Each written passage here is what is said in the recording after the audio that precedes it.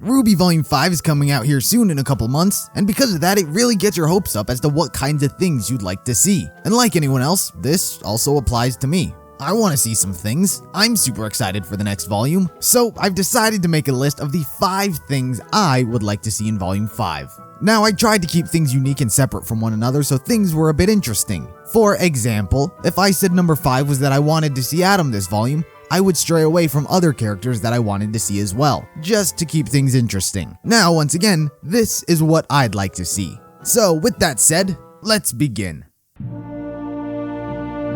A backstory. Many of the characters in RWBY we really don't know anything about, specifically when it comes to their past. Ren at this point is really the only character who we've been given a backstory of, as in, this is where he came from. For many other characters like Ruby and Yang, we're told about their past with living on Patch and going to Signal, but we've never gotten to see any of that. We had that flashback of Yang pulling Ruby through the forest, but that's not exactly a significant stamp on their lives. With Ren, Kurogiri was a point in time that defined his character. It was an important moment that when you look at Ren's character, you're not going to be able to ignore. And in Volume 5, I would love to see more moments like that from other characters. It doesn't have to necessarily be something as heavy as a death like Ren's parents. I'd just like to see something in time that helps define a character in a moment that changed who they were or helped guide them on the path that they are now. I don't exactly expect for multiple backstories of different characters, but I'm hoping for at least one, because for me, a character's past is probably the most interesting thing about someone, because we live in their present.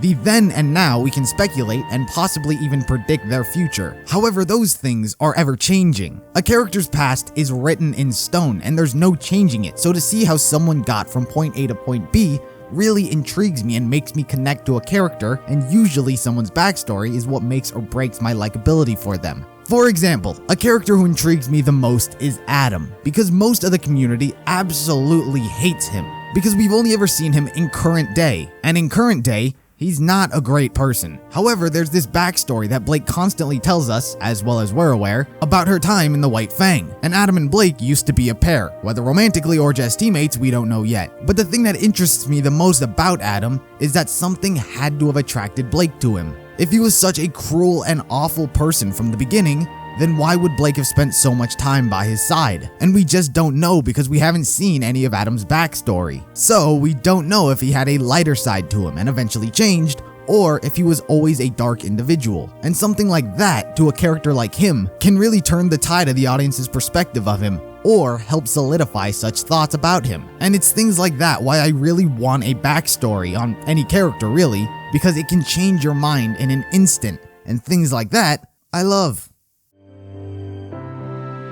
Volume 5 is really going to be the first time we've gone outside of Vale to experience a whole new kingdom, a central environment. In the world of Remnant talking about Vale, we were told essentially about how normal it was. It was well protected because of the environment, the neighboring villages, the most vanilla kingdom of the 4 it seems. So a lot of the stories that took place in Vale and in the city were, relatively speaking, normal, because nothing wild could really happen. However, when you watch Mistral's World of Remnant, the possibilities outside of Haven Academy are 100 times greater. We're told about the 2 classes that mainly exist in Mistral's walls, the upper class and the lower class. The upper class more known for their theater, architecture, and fashion, while the lower class deals a lot more in the black market. Already right there's so much more that can happen with our heroes. Like when you think about it, what shenanigans could our characters have gotten to while they were in Vale? Nothing really, because Vale isn't particularly known for anything. But for Mistral, the upper class has theater. There's already possibility, like John could be dragged into a production, like a Rocky Horror Picture Show. Art can imitate life once more.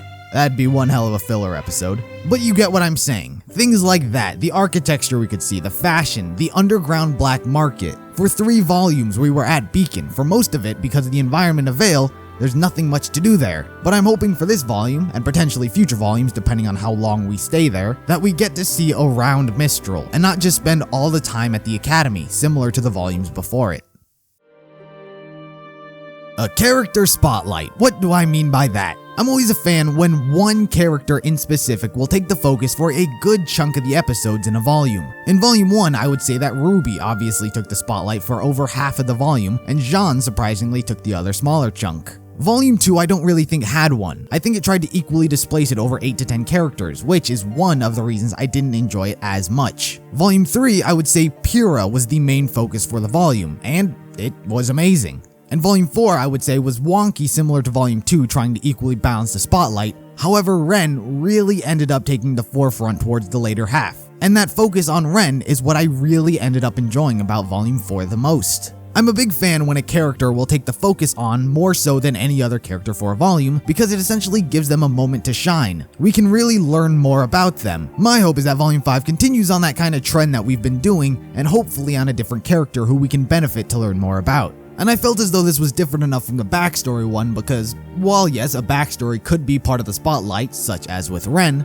I feel it's different enough because we had 3 volumes before with RWBY, Jean, Pyrrha, what have you, where they took the spotlight and we weren't given a backstory for their character. It just helped build up who they are now. It's a get to know you type thing that makes you feel like you're bonding with a character and becoming their friend. Yang's PTSD is something I would have liked to see more in Volume 4. However, we didn't for some reason. All we got were a few dreams here and there and a few flashes while she was awake, reminding us that she does have it. But we never really got to see the full extent of how losing her arm affected her. And I'm hoping that in Volume 5, we're gonna get to explore that more because it's such an interesting bridge. Yes, the animalistic Grimm and the evil villains who want to take over or destroy the world or whatever are cool and all, and I really enjoy them. But having a mental condition that she can't simply solve with her fists is something that deserves to be explored and dealt with more. It's something that humanizes Yang in such a non-realistic setting, and I can only hope that it's more heavily explored in this volume because time is only moving forward, and we were already given a time gap, and I feel that if this topic keeps getting pushed further and further away, it just ends up being a wasted opportunity. I don't want to see Yang starting to deal with this problem 3 volumes down the road. It should be happening now more than ever,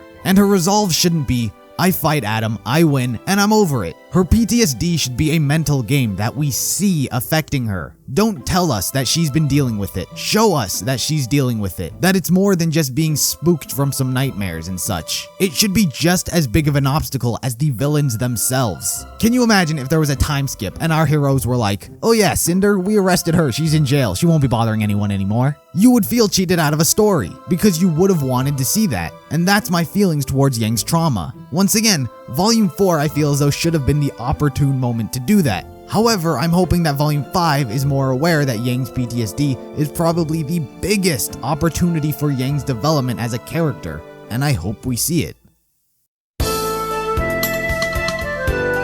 The Return of Neo. Now why would I say the Return of Neo in this volume over say other volumes? Well, kind of bouncing off number 4, which was Mistral's environment, we learned about the lower class, thieves, assassins, the largest black market. So for someone like Neo, who is essentially a master of deception and a criminal, if I were to ever expect her to return in any of the kingdoms, Mistral would be that kingdom, which she probably got her beginnings. I, much like I would say 99% of the community, absolutely love Neo, and very few of us actually believe she's dead.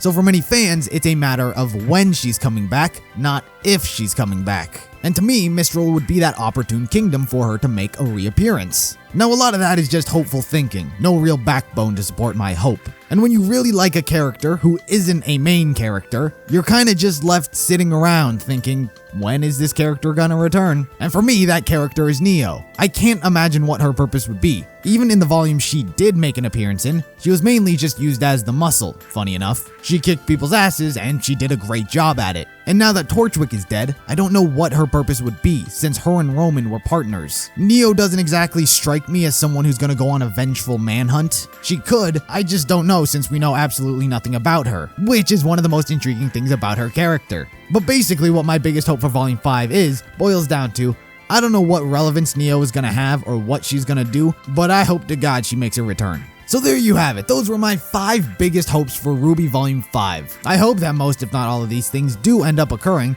however if they don't, I'm not exactly gonna be distraught since they are just hopes. I of course could have made 20 things I would have liked to see, however trying to keep things unique and different, this ended up being the list. So how about you guys? What are each of you hoping to see in the upcoming volume? Whether it be a character, a fight, or a storyline? Be sure to let me know down in the comments, like the video if you liked it, subscribe if you're interested in more content like this, and I'll see you in the next video.